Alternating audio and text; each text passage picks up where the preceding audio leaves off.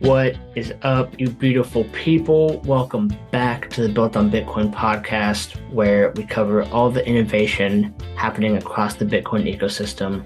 I see it as my job to try and find the founders and interesting tech that's going on in all the different nooks and crannies of Bitcoin. So I'm your host, Jacob Brown, but you'll see me around the interwebs as Jake Blockchain.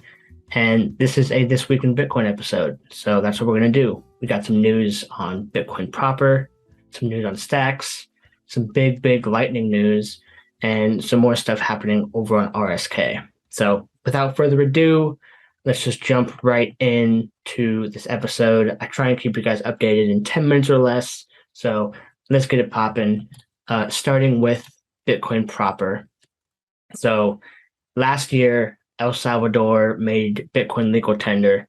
They're doing a bunch of stuff with Bitcoin Beach. There's a Bitcoin bond coming, but that's put the traditional credit markets kind of in a tizzy with these other countries getting off of the traditional system. So they've had a bad rating for a while, and people are saying that they might default on some of their bonds. So in an act to dispel those myths, they have begun a program to purchase back bonds early if people want to cash them in. So if you have a 2023 bond or a 2025 bond in El Salvador, they'll buy those back for a certain set price.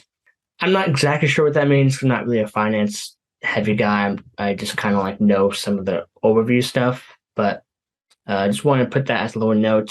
I think El Salvador is a big one to watch for Bitcoiners, because if it goes well, they can become a shining example of how other countries can, lift themselves up by their own through good decision making and, leading in the Bitcoin space. So just putting that one there. All right, next up in Bitcoin land, Spiral, which is the one of the offshoots of Block.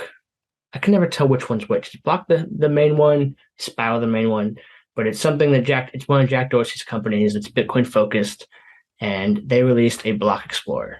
So that doesn't sound that interesting, but apparently a lot of the Block Explorers that you currently use, they take your IP address and some of your data that can get transferred across the ISP just for browsing the web, which is pretty standard.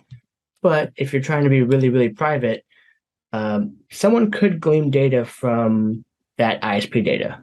So at least they put you in a geographical location, maybe further. So I guess this new Explorer, which I'll link below, has kind of like the highest grade privacy tools to where it's just not possible to track you at all using that Explorer. So if you went to a Block Explorer otherwise, and you paste in your Bitcoin address, there's now a link between that Bitcoin address and some of the machine data that it was transferred when you went onto that website. So with this new Explorer, that's a thing of the past. Pretty cool. And then last but not least, I'll just link in the description below to the Bitcoin OpTech newsletter, which is like super nerdy in the weeds about Bitcoin Core and some Lightning. So this is a newsletter for people who are watching the Bitcoin Core maintainers and like what they're working on week by week. So if that's something up your alley, feel free to check that out. All right. Next up, we'll jump into stacks, but real quick word from my sponsor. We all know Bitcoin is for the innovators, the revolutionaries, and the builders looking to build a better world for themselves and for the next generation. We also know the saying, the best time to plant a tree is 20 years ago. The next best time is right now. The same thing applies to building on Bitcoin. If you want to come build with the most active developer community building new use cases for Bitcoin, then it's time you make the leap to learning Clarity. Clarity is the Stack's smart contract programming layer, which enables us to work on DeFi, smart contracts, and so much more, all built with the safety and security that comes with Bitcoin. Start today by going to start.stacks.org. Start.stacks.org has a 5-step journey that will take you from complete Stacks novice to teaching you Clarity all the way to finding a job with a Web3 Stack startup. Don't wait another month, year, or decade waiting to get involved in the Bitcoin ecosystem. Start building on Bitcoin today. Go to start.stacks.org to start learning and building today. All right. Thank you to the Stacks Foundation for making this possible. And yeah, so Stacks, a few things going on. One, they launched a collaborative course on blockchains with Code Academy. So for the blockchain noob, doesn't know what it means, they can now watch this free course, interact with this free course to learn the very basics of how blockchains work. So trying to educate the masses on what the benefits are of blockchains. All right, second, Stacks 2.1 continues to be worked on. It's coming. I don't think there's a set date yet. The code is still being written. You can go to the GitHub and watch as things are getting passed around and, what do they call it? PRs reviewed. So, but yeah, I dropped a link to an article. This upgrade is a big, big upgrade as far as making Bitcoin more of a star citizen on Stacks and making the integration between Stacks and Bitcoin main chain much stronger. So something to watch if you're curious about Stacks or you're already a Stacks supporter.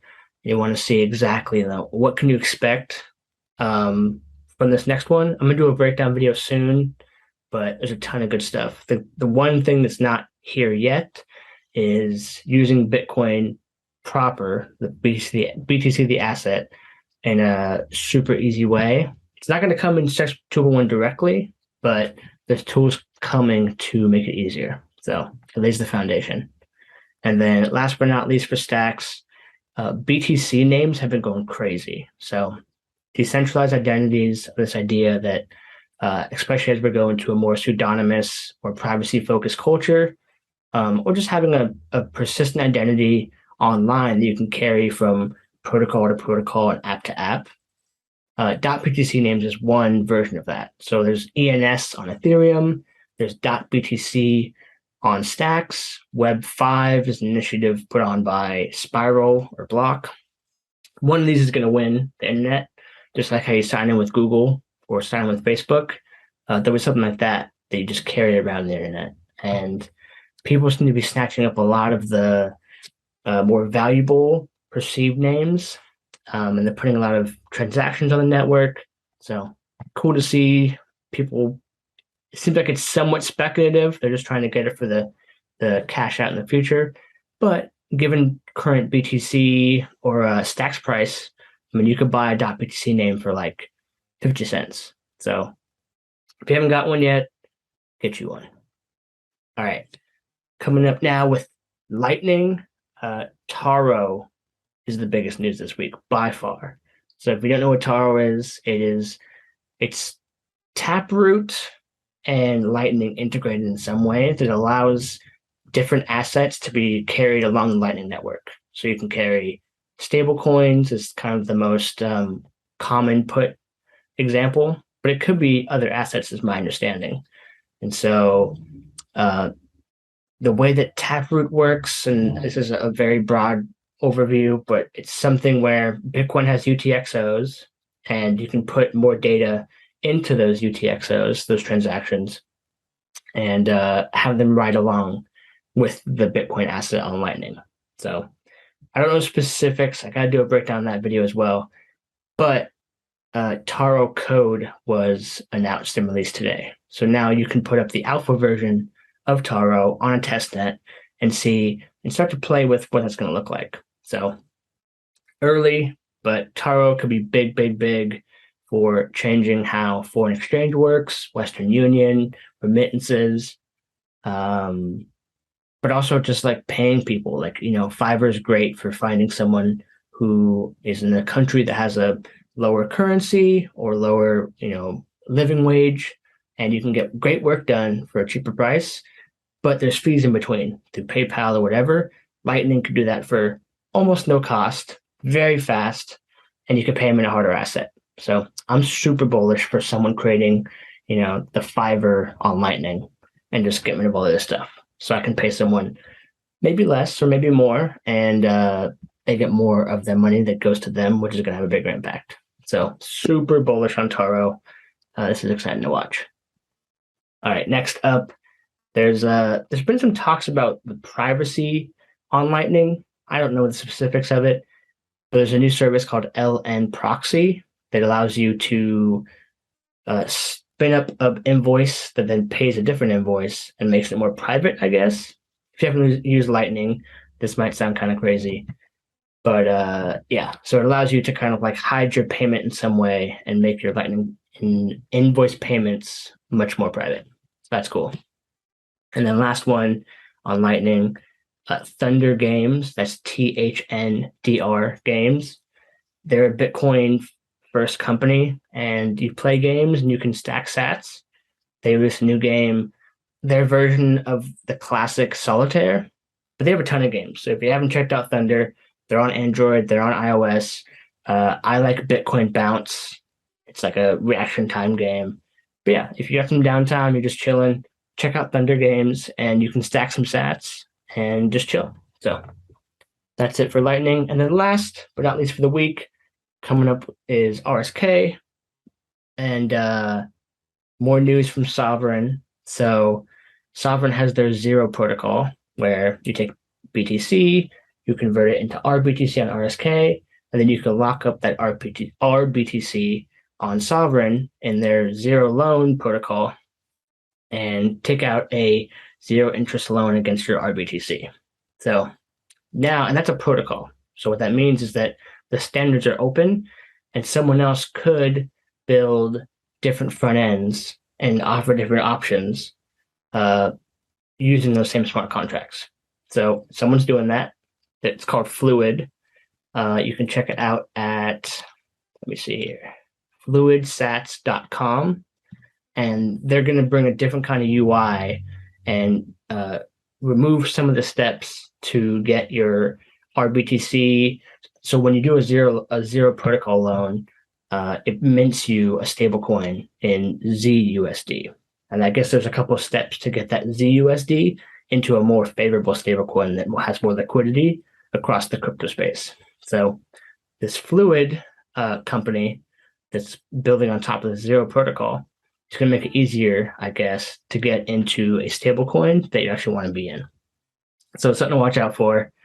I'm also continually impressed by how these open protocols, what they actually unlock.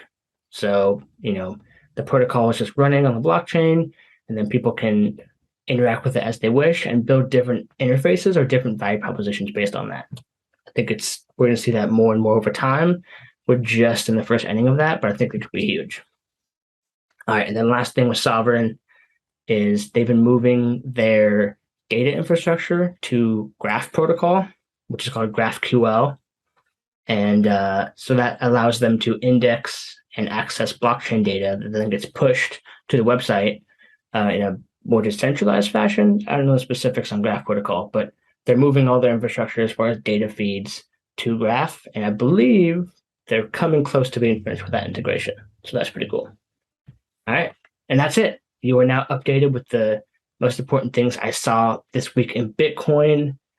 Yeah, that's it. If you love the show, please do me a favor and listen on fountain.fm. It's a podcast app, and you can send me some sats, but maybe you'll get rewarded for listening to podcasts. So it's a Lightning integrated podcast app. I think it's the future. It's amazing to use.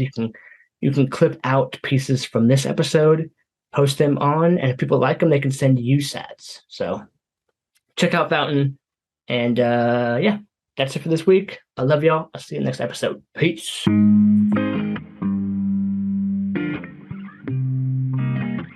Welcome to Built on Bitcoin. I know that things don't always go your way, but I'll be right here waiting. I've been waiting now. I've been trying to figure out a way to make it out. Cause I don't think about everything going wrong in my house.